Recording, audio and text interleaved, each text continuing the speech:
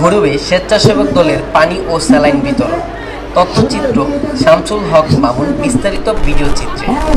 তীব্র তাপদাহে 2 সপ্তাহ ধরে তাপমাত্রায় জনজীবন হিট স্ট্রোকের ঝুঁকিতে রয়েছে। সাধারণ মানুষের মাঝে কিছুটা প্রশান্তি এনে দিতে কিশোরগঞ্জের ভৈরবে খাবার, পানি ও স্যালাইন বিতরণ করা হয়েছে।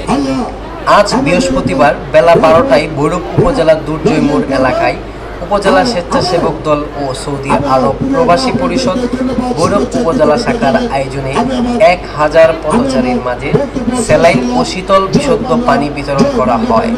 এ সময় উপস্থিত ছিলেন উপজেলা স্বেচ্ছাসেবক দলের আহ্বায়ক আলহাজ নিয়াজ মুর্শেদ আঙ্গুর, সৌদি আরব প্রবাসী পরিষদ বিএনপি উপজেলা শাখার যুগ্ম সাধারণ সম্পাদক জুবায়ের আলম জনি, উপজেলা স্বেচ্ছাসেবক দলের যুগ্ম আহ্বায়ক জাকির হোসেন আলী, হাবিব সুজন, মিজানুর রহমান, পিন্টু মিয়া, এনকে সোহেল, উপজেলা স্বেচ্ছাসেবক দলের সদস্য কাউসার আহমেদ, হাবিব মিয়া, গজারিয়া ইউনিয়ন স্বেচ্ছাসেবক দলের সদস্য সচিব আব্দুর রহমান, শিবপুর ইউনিয়ন স্বেচ্ছাসেবক দলের যুগ্ম আহ্বায়ক কামরুল ইসলাম কামরুল, শিমুলকান্দি ইউনিয়ন স্বেচ্ছাসেবক দলের যুগ্ম আহ্বায়ক মোর্শেদ আলম, আল আমিন মেম্বার মোহাম্মদ আলমগীর, যুগ্ম আহ্বায়ক মোহাম্মদ সুরা, যুগ্ম আহ্বায়ক কাউসার মিয়া, যুগ্ম আহ্বায়ক মোহাম্মদ রিয়াদ মিয়া প্রমুখ। আলহাজ নিয়াজ মুর্শেদ আঙ্গুর বলেন, কয়েকদিন ধরে তীব্র তাপদাহের কারণে মানুষের কষ্ট বেড়েছে।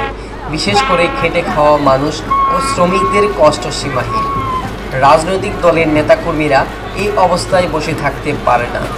রাজনীতির প্রধান উদ্দেশ্য হল মানব সেবা করা। তাই বাংলাদেশ জাতীয়বাদী দল বিএনপির ভারপ্রাপ্ত চেয়ারম্যান তারেক রহমানের নির্দেশনায় ও কেন্দ্রীয় বিএনপির সহসাংগঠনিক সম্পাদক শরীফুল আলমের নির্দেশনায় তীব্র তাপদাহের মধ্যে শ্রমজীবী দিনমজুর, রিক্সা চালক ও পথচারীদের কিছুটা স্বস্তি দিতে উপজেলা স্বেচ্ছাসেবক দলের এই ক্ষুদ্র আয়োজন।